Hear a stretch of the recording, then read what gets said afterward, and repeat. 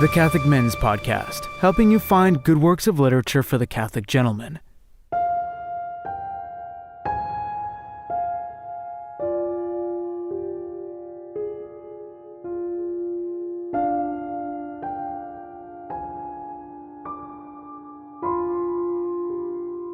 The Killer Baboons of Vlackfontein by Peter Hathaway Capstick, writing for the American Hunter, October-November edition, 1979.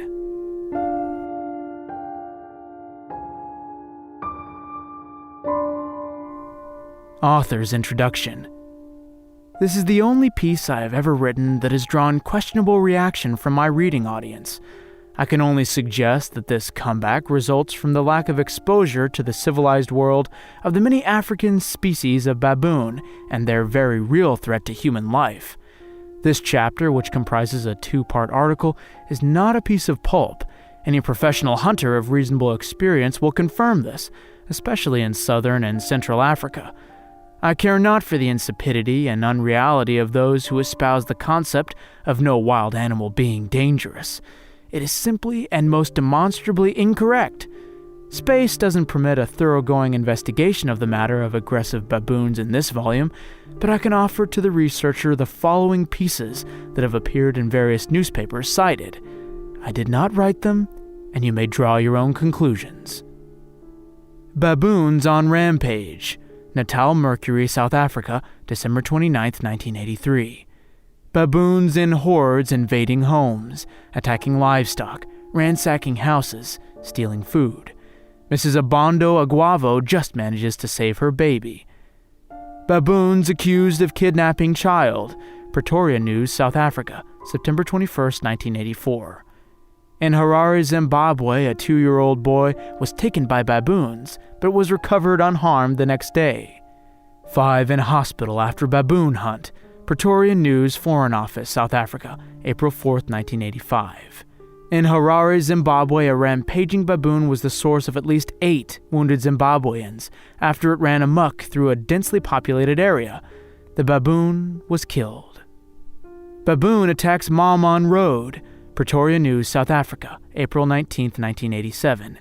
In Cape Town, Joyce van Schwalk was badly bitten by a baboon when she tried to protect her 9-year-old daughter. The victim was monitoring a cycle race. After attacking the woman, the baboon looted her car. 2 days later, on April 21, 1987, it was reported in the press from the same source that a marathon runner on the same cycle course was severely stoned by baboons in the same area of Chapman's Peak.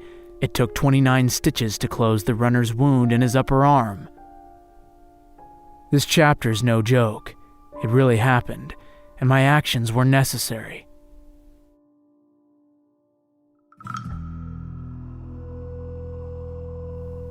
The image of the old baboon was surprisingly clear through the Bushnell scope. Even the brown of his sharp, hard eyes, gleaming through the slight waver of heat haze, was distinct as I steadied the crosshairs about 20 inches over his savage face. As softly as possible, I raised the bolt handle and lowered it, cocking the action on a .375 H&H Magnum round in the old Model 70. With the scope at full power and the Packmeyer low swing snug, the 450 yards between the baboon and me seemed like a few feet in the laser-like sunshine of the Rhodesian Zimbabwe afternoon. Sweat sheeting down my dirty face after the long stalk, I paused to get my shooting breath, watching him through the scope. He surveyed the area, alert and cautious, an aloof but lonely figure among his clan, which he disdainfully ignored. The silver edges of his hair ruffled in a light swirl of wind, and I removed my finger from the trigger to see how the gust would flow. I watched the grass stalks and dull mopane leaves, deciding on a 3/4 breeze of about 5 miles per hour, and shifted my hold a whisker left. The rifle was propped against the edge of an old termite hill, solid as a bench rest, with my crushed beret for insulation. Revenge would now be mine. I started my squeeze and was startled when the big rifle roared. After what seemed a very long time, I saw the big baboon slam backward from his perch atop a rock. A glimpse of his face showed the purest astonishment. He rolled over once and lay on his side in the short grass. Bedlam rocked the hillside with the arrival of the bullet's sonic crack. I quickly worked the bolt and lined up on another huge male that paused in flight, confused by the echoes of the muzzle blast. As he looked over his shoulder, I sent him an airmail special that passed through his back and continued on to throw a cloud of topsoil from beyond him. He threw up his arms and rolled down the hill like a bad guy in a grade B Western movie. The crosshairs swung past a female with a baby clutched to her chest and pulled ahead of another male. The hurried shot landed just short, showering him with high-velocity dirt and gravel. He gave a shriek that was piercingly loud even at my distance as he jumped an easy 10 feet into the air and cleared the ridge before I could jack another round up the spout. I kept perfectly still, scanning the hill for movement, but nothing showed after a full 5 minutes.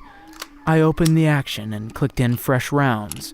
With the rifle at the ready position, I cautiously started across the low valley and up the little hill, which was snaggled with boulders and tangles of grassy cover.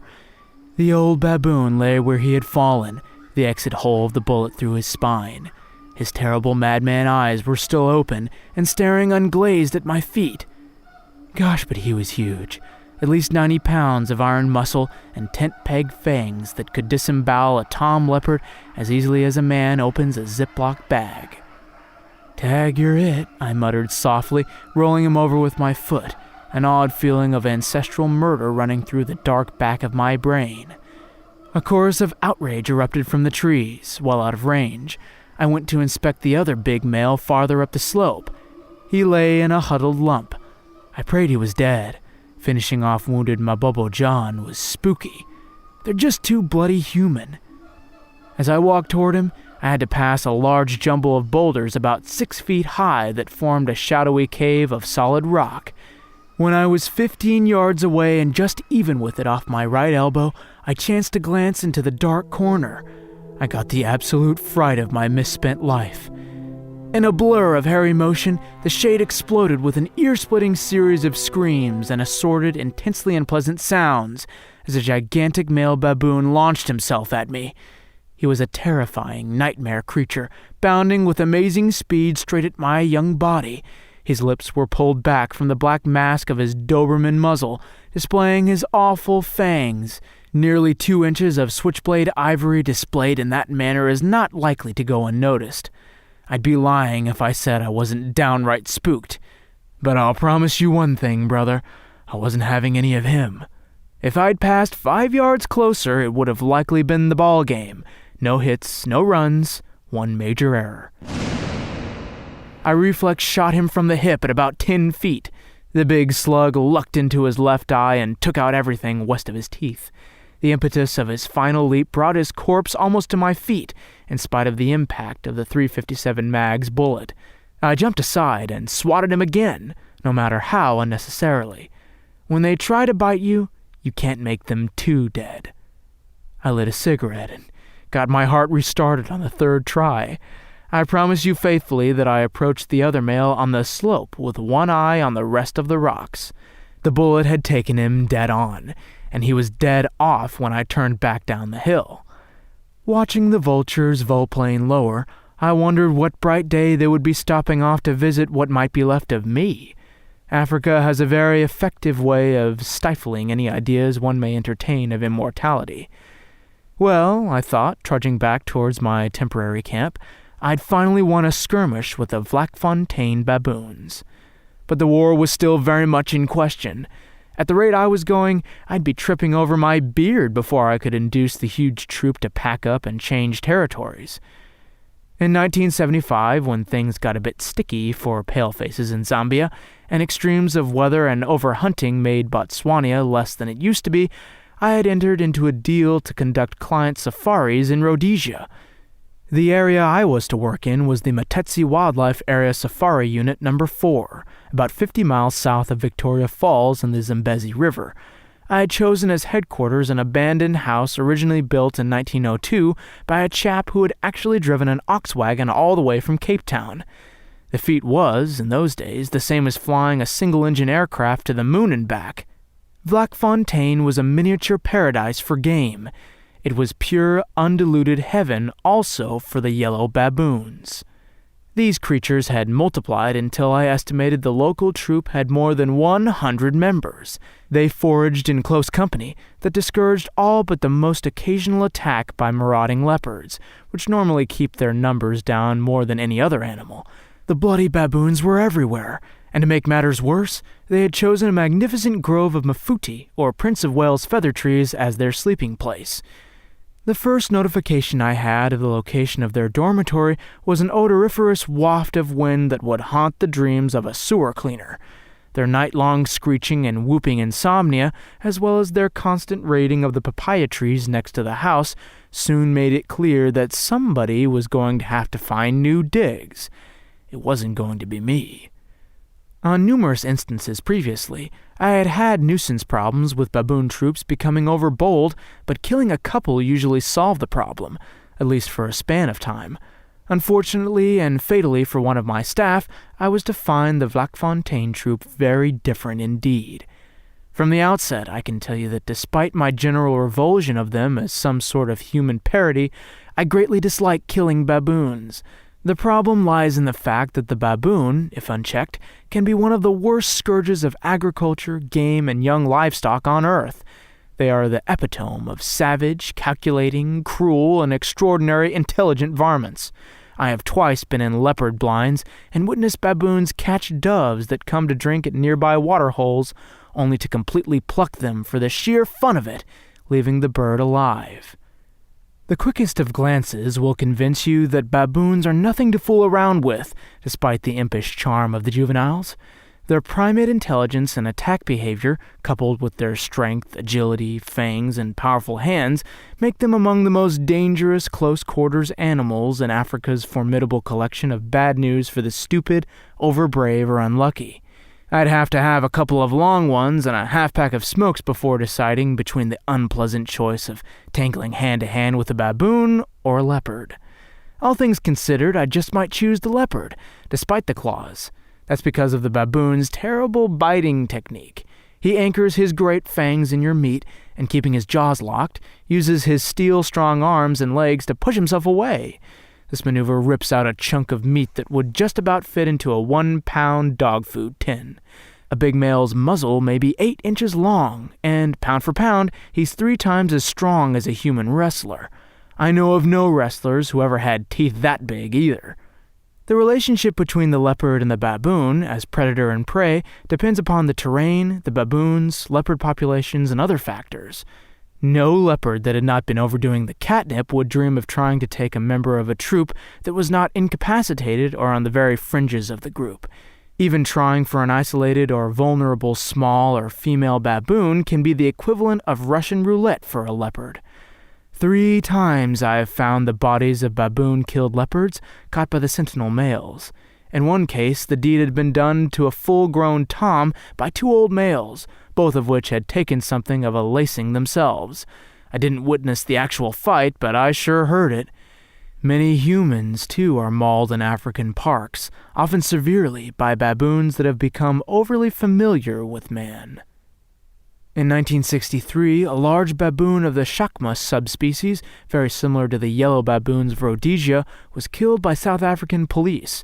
It had harassed the natives for 2 years by throwing rocks at them. It was later discovered that this was the same old male that had forced 2 African girls, aged 5 and 13, over a 100-foot cliff to their deaths in 1961. I had been hunting the troop of apes with rising irritation and frustration. I carefully stalked them, only to have their binocular-eyed sentinels catch a glimpse of motion or be tipped off by birds like the gray lory, whose warning cry of "Go away!" would cause a scampering exodus of the feeding troop. By sheer persistence, I had killed 8 of the gang of marauders, including the 3 males on the hillside. When they saw me leave in the vintage Land Rover, they brazenly raided the fruit trees and even entered the camp itself, much to the distress of my personnel.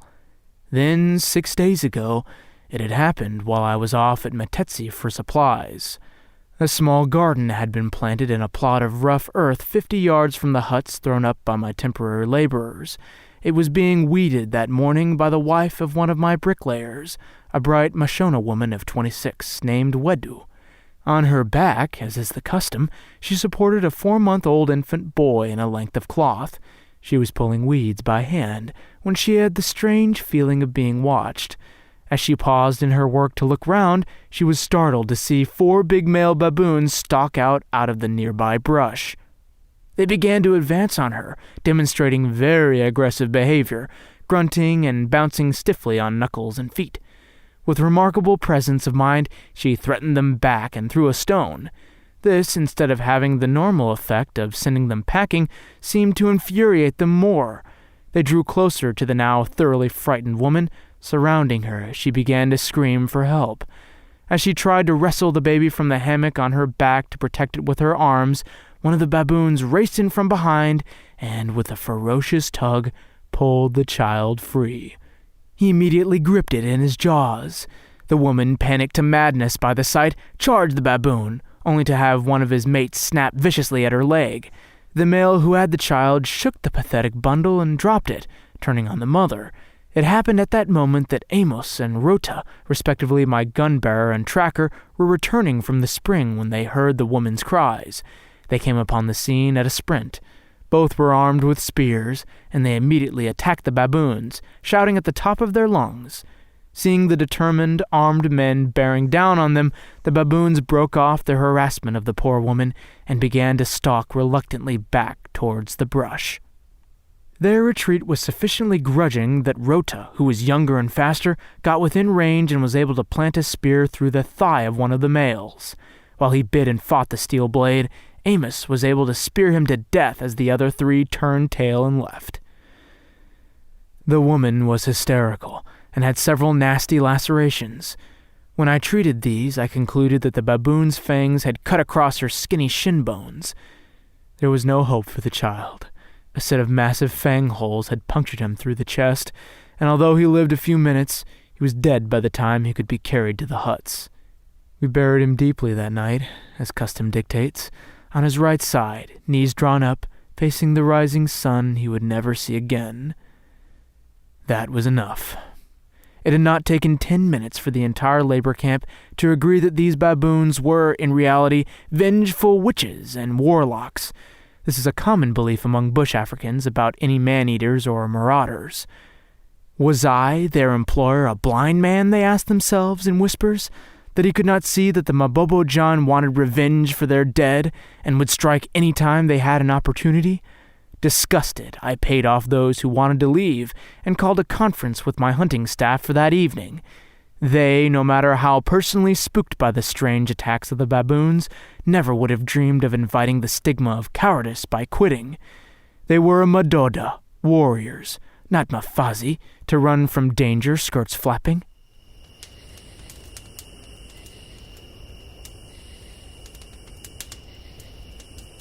I sat alone long into the night in the canvas camp chair, watching the sparks streak upward like tracers at each addition of a fresh mopane log. I had used the wrong tactic in picking them off piecemeal because they didn't relate the harassment to their presence in my area. To them, I was just some big white ape killing them for the heck of it. Further, the troop had to be maneuvered into some position where I could get their attention with some real firepower. What bothered me was this. What if they really were trying to get even? They could easily have enough intelligence. That I knew from observation. Where would they be likely to strike next? And at whom? Slowly, as the ember of a new cigarette began to glow deeply with a drag, an idea began to form and kindle brighter. I reached over for the web belt holster of the MAC-10 submachine gun I always kept near me in camp in case of uninvited two-legged unpleasantries. I unrolled the lumpy, home-stitched buffalo hide bandolier carrying 10 double-stick magazines of 9mm ammo, carefully taped together for quick reloading. I had purchased the little gun with gold sovereigns, very handy coins to someone in a hurry and faced with currency restrictions, from a farmer who had decided to pack it in. I had also been able to pick up his suppressor attachment, or silencer, 1,800 rounds of hard-nosed military ammo, and 20 extra 36-round stick clips.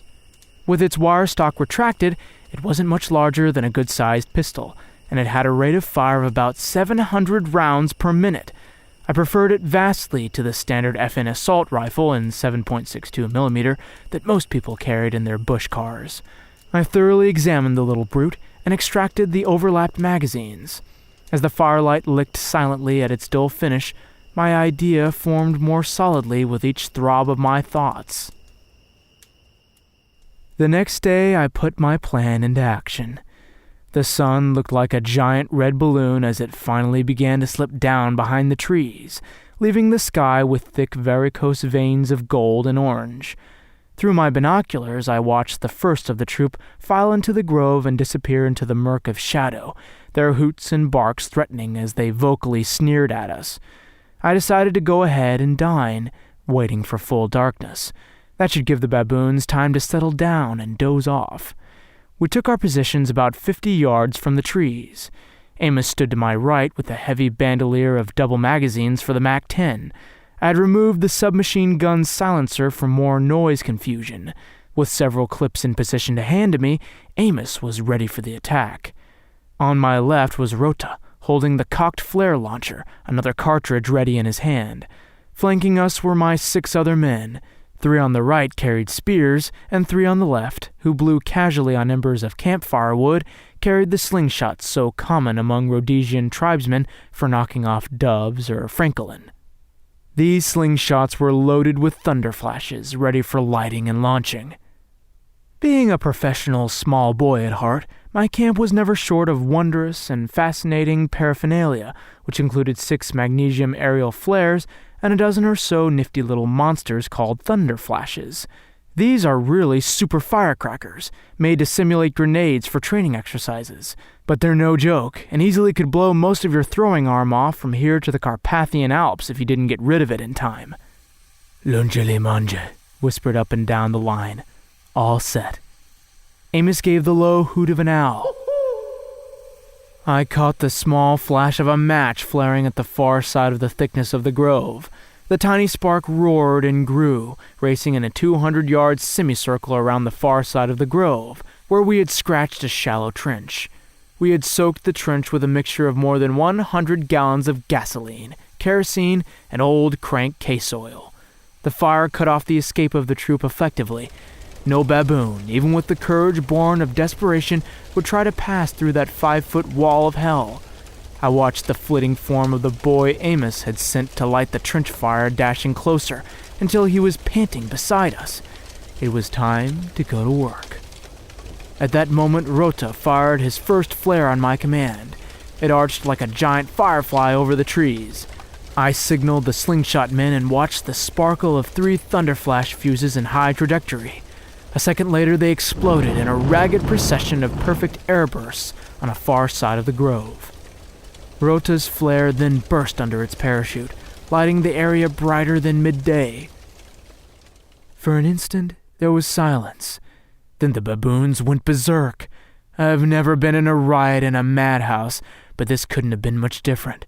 Instantly, dark forms began to drop and scamper from the trees, most racing in terrified panic straight for us, their eyes half blinded by the flare.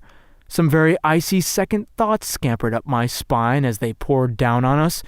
Could I stop them with the little gun? Or had we bitten off a bit too much? I fired 3 quick squirts into a group of 10 headed right at us. It may have been the best of dumb luck that I had removed the muzzle flash hiding suppressor, as the 2 baboons not caught in the sleet of slugs veered off to the left. I let them go because one was young and the other was a female. The sight of Wedu's mutilated body flashed through my mind as I ripped a long burst into a scrambling group of 7, sweeping the gun in a long arc that chopped all but the last as my magazine ran dry. Certainly one thing was obvious. There were a lot more than 100 baboons in that grove. More than that had already run the gamut of my selective automatic fire. About a third of their number was killed as I punched out short, accurate bursts at no more than 25 yards. Again, the magazine was empty, and my eyes were down, changing the clip, when I heard Amos shout, "Masopa, Madada!"